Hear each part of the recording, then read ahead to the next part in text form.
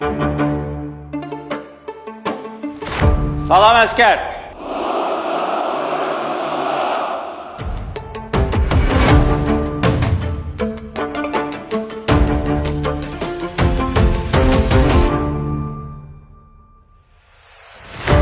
Biz qürur hissi ilə bu 5 ili yaşamışıq və əminəm ki, bundan sonra Azərbaycan xalqı qəhrəman, müzəffər xalq kimi, Azərbaycan dövləti, qalib dövlət kimi əbədi yaşayacaq.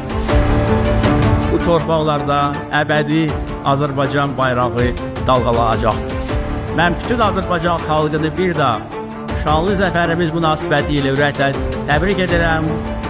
Azərbaycan xalqına can sağlığı, yeni uğurlar arzulayıram. Qarabağ Azərbaycandır.